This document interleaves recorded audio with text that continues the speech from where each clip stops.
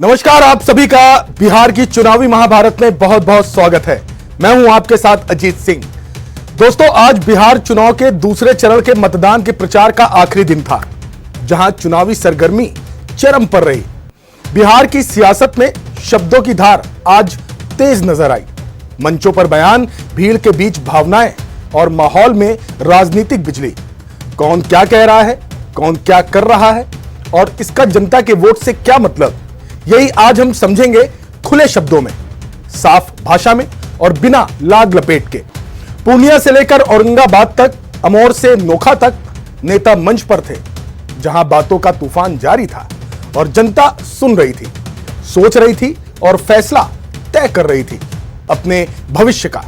तो चलिए शुरू करते हैं बिहार चुनाव की सबसे बड़ी महाभारत। पूर्णिया में राहुल गांधी ने प्रधानमंत्री नरेंद्र मोदी पर सीधा हमला बोला, बड़ा हमला बोला। कहा कि प्रधानमंत्री की सोच, उनके शब्द और उनका रास्ता नफरत का है और कांग्रेस का रास्ता मोहब्बत का, भाईचारे का और जोड़ने का। राहुल ने कहा, यह लड़ाई विचार की है, खून में कौन सा रंग है इससे लड़ाई तय होगी। एक तरफ मोदी, शाह और संघ और दूसरी तरफ हमारा संघर्ष जोड़ने का, हिंदुस्तान को मोड़ों से नहीं दिलों से जोड़ने का। देखिए, नरेंद्र मोदी में, उनके खून में, उनकी सोच में नफरत है। वो बांटना चाहते हैं, नफरत फैलाना चाहते हैं। दूसरी तरफ मेरे खून में मोहब्बत है, भाईचारा है और हिंदुस्तान को मैं जोड़ना चाहता हूं। यह फर्क है, यह लड़ाई है।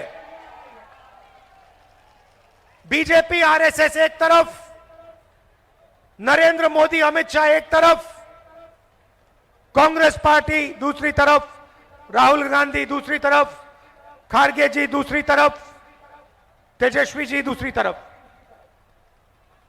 यही बात चल रही है। नफरत से इनको क्या मिलता है, मैं आपको बताता हूं। नफरत से इनको देश का धन मिलता है। नफरत से ये जनता के ध्यान को इधर उधर भटका सकते हैं। नफरत से ये जनता को डरा सकते हैं और जब जनता डरती है तो जनता सही सवाल नहीं पूछती।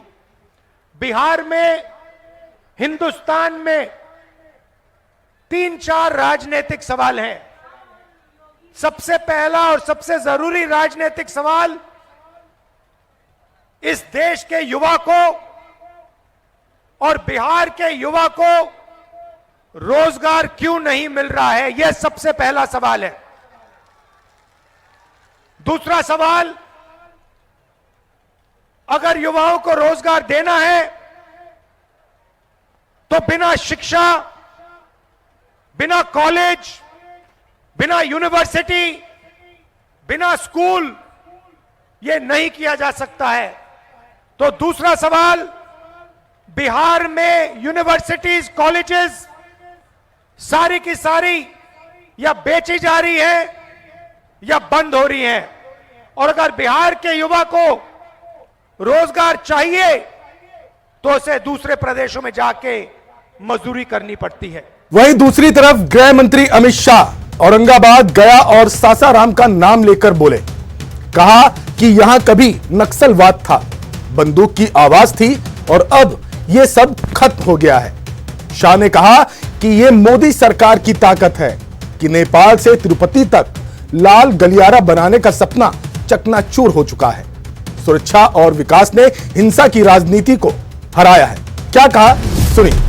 हमारे बिहार के कई जिले, गोपाल बाबू भी बैठे हैं, औरंगाबाद हो, सासाराम हो, एक बहुत बड़ा क्षेत्र गया जी हो, नक्सलवाद की चपेट में था। 40-40 साल से ये लोग नेपाल, काठमांडू से तिरुपति तक रेड कॉरिडोर बनाने का सपना देखते थे। नरेंद्र मोदी सरकार ने बिहार को नक्सलवाद से मुक्त कर दिया है, नक्सलवाद से मुक्त। बंदूक की नोक पर नक्सलवादी बिहार के विकास को रोक कर खड़े थे, आज उनका सफाया हो गया है। और मैं कह कर जाता हूं बिहार वालों, बिहार तो मुक्त हो गया। 31 मार्च 2036 को पूरा देश नक्सलवाद से मुक्त हो जाएगा, नक्सलवाद से। भाइयों बहनों, नरेंद्र मोदी जी ने देश को सुरक्षित किया। जब सोनिया, मनमोहन और लालू की सरकार थी, आए दिन आतंकवादी घुस जाते थे, हमारी धरती को लहूलुहान करते थे और भाग जाते थे, कोई पूछने वाला नहीं था। नरेंद्र मोदी जी की सरकार आई, उरी में हमला किया, हमने सर्जिकल स्ट्राइक किया, पुलवामा में हमला किया, एयर स्ट्राइक किया और पहलगांव में हमारे यात्रियों को धर्म पूछ कर मारा, धर्म पूछ कर मारा। 22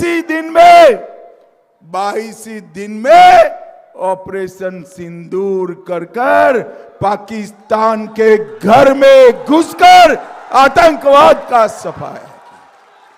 और आज इस पवित्र भूमि पर, शक्तिपीठ की भूमि पर मैं कहकर जाता हूं, आगे अगर आतंकवादी गोली चलाएंगे, हम गोली का जवाब गोले से देंगे, गोले से देंगे। और भाइयों बहनों, ये गोला कहां बनने वाला है मालूम है आपको? मोदी जी बिहार में डिफेंस कॉरिडोर और ऑर्डिनेंस फैक्ट्री डालने वाले हैं। तेजस्वी यादव आज मंच से भावनाओं के साथ बोले, कहा 20 साल से सरकार चल रही है। तेजस्वी ने कहा, आपने सबको देखा है, अब एक मौका तेजस्वी को दो। तेजस्वी ने दोहराया कि यदि उनकी सरकार आती है तो हर परिवार के एक सदस्य को नौकरी दी जाएगी। सरकार बनाने के बाद रोजगार ही पहला मंत्र होगा, युवाओं को कागज नहीं नौकरी मिलेगी। सुनिए। आप तो देख रहे हैं इस सरकार में कोई नौकरी चाकरी किसी को मिल रहा है? लोग बाहर जाता कि ना जाता कमाए खाए, पढ़ाई ला। तो 20 साल उन लोगों को मौका मिला, तेजस्वी को एक मौका मांग रहा है, एक मौका मांग रहा है। तेजस्वी को एक मौका मिलेगा, हाथ उठा करके बताइए, एक मौका सरकार बनाने का। परिवार में एक सरकारी नौकरी तेजस्वी आएगा तो देगा। नौकरी के लिए तैयार है ना? तो नौकरी वाला सरकार चुनिए, चुपचाप लालटेन पर बटन दाबिए। देखिए, सरकार बनाना है, केवल लक्ष्य नहीं बल्कि गो और बिहार को बनाने का काम करना है। ऐसा बिहार बनाना है कि किसी को पढ़ाई, दवाई, कमाई के लिए दूसरा प्रदेश ना जाना पड़े। सारा सुविधा बिहार में हो, चाहे कारखाना हो। आई मोदी जी कारखाना लगाते हैं गुजरात में, अब विक्ट्री चाहिए बिहार में, होने वाला है। वहीं मुख्यमंत्री योगी आदित्यनाथ ने बिहार के विकास की तस्वीर खींची, कहा कि कभी यहां आना मुश्किल था, आज हवाई अड्डा है, कभी संसाधन कम थे, आज NIT, IIT, IIM, एम्स की श्रृंखला है।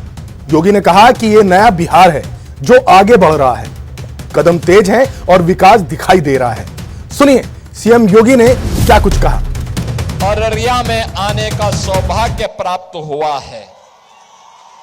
बहन और भाइयों, मैं तो आपसे एक ही बात पूछना चाहता हूं, जो बिहार दुनिया को ज्ञान देता था, नालंदा जैसा विश्वविद्यालय देता था, जिस बिहार ने दुनिया को ज्ञान दिया, उस बिहार में निरक्षरता क्यों बढ़ गई? कौन इसका अपराधी है? जो बिहार शांति और भक्ति की धरती थी, आखिर उस बिहार में जंगल राज क्यों आ गया?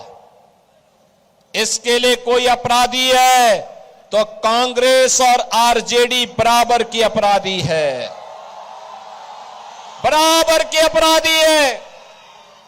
बहनों और भाइयों, इन्होंने यहां के समाज को बांटा, जाति को जाति से लड़ाया और फिर इसके बाद जातीय सेनाएं खड़ी करके पूरे समाज को बांट करके खानदानी माफिया को बिहार के अंदर अराजकता पैदा करने की पूरी छूट दे दी। परिणाम सबके सामने है। बिहार अपनी पहचान के लिए मोहताज हो गया। नौजवान की रोजगार चली गई। अन्नदाता किसान भूखमरी के कगार पर पहुंच गया। सरकारी खजाने पर लूट मचाए थे और बिहार पिछड़ता गया, बीमारू हो गया। भारत का स्वर्ण युग देने वाला बिहार बीमारू हो गया। बहनों और भाइयों, 2005 में नीतीश बाबू के नेतृत्व में एनडीए की सरकार बनी और पिछले 20 वर्षों में बिहार ने जो प्रगति की है, आज बिहार में क्या नहीं है? रोड की कनेक्टिविटी है, रेलवे की कनेक्टिविटी है, बिजली की व्यवस्था है, घर घर में शुद्ध पेयजल की व्यवस्था है। बिहार में अब मेट्रो का संचालन हो गया है।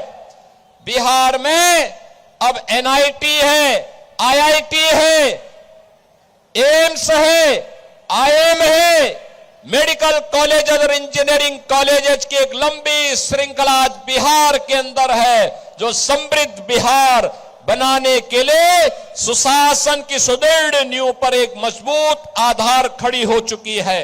अमोर में राहुल गांधी ने चुनाव आयोग पर बड़ा हमला बोला।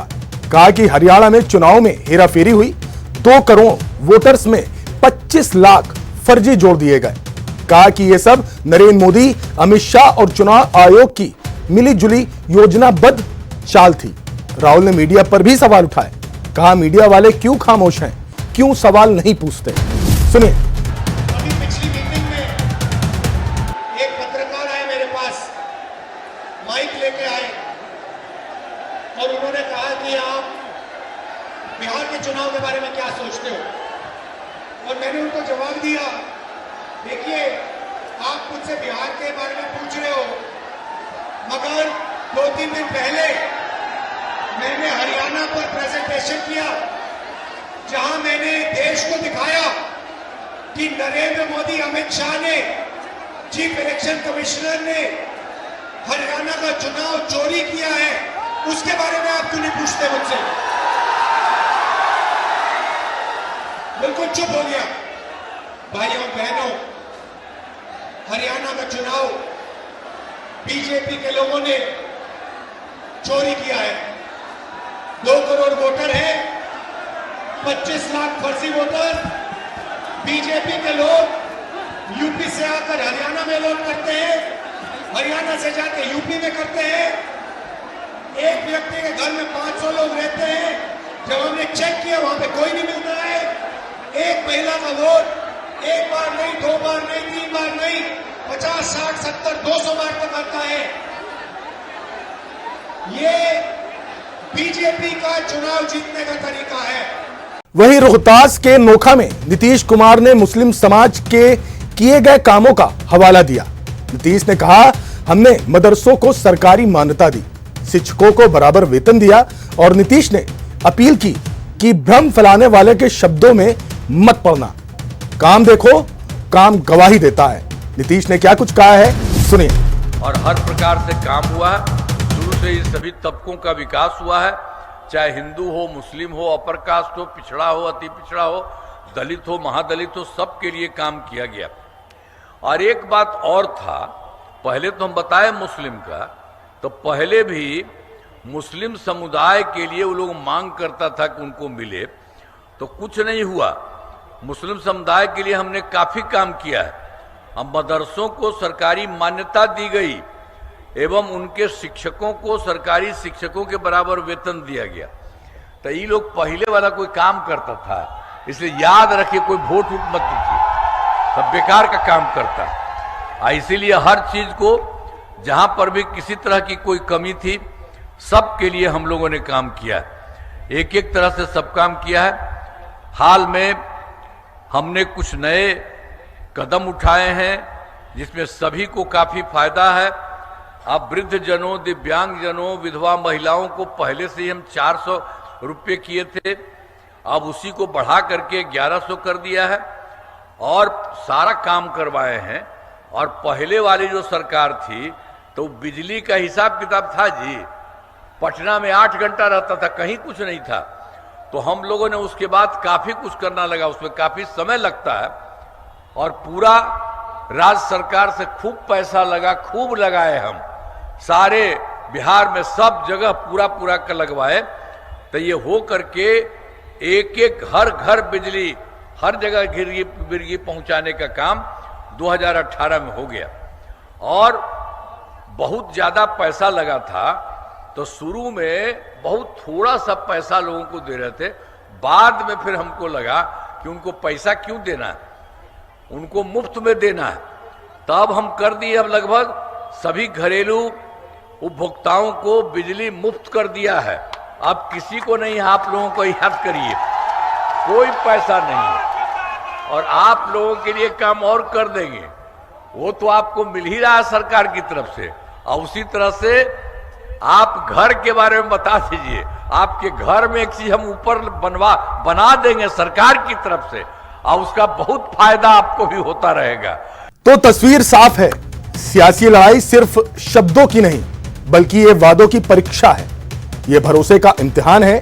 क्योंकि राहुल गांधी मोहब्बत बनाम नफरत का सवाल उठा रहे हैं, अमित शाह सुरक्षा और स्थिरता का दावा कर रहे हैं, तेजस्वी नौकरी की उम्मीद दे रहे हैं, तो योगी विकास की तस्वीर खींच रहे हैं और नीतीश अपने काम को ढाल बना रहे हैं। लेकिन अंतिम और निर्णायक आवाज अभी भी जनता की है। आपका वोट ही तय करेगा कि बिहार की अगली सुबह किसके साथ होगी, बदलने की चाहत या जारी रखने का भरोसा। फैसला आपके हाथ में है, हम बस आपके सामने तस्वीर रखते हैं, फैसला आप करें। भारत का लोकतंत्र सुंदर है और बिहार उसका सबसे जागरूक दर्शक। अब बिहार की आगे की तस्वीर क्या होगी, इसको जानने के लिए देखते रहिए बिहार चुनाव की सबसे बड़ी महाभारत। धन्यवाद, नमस्कार।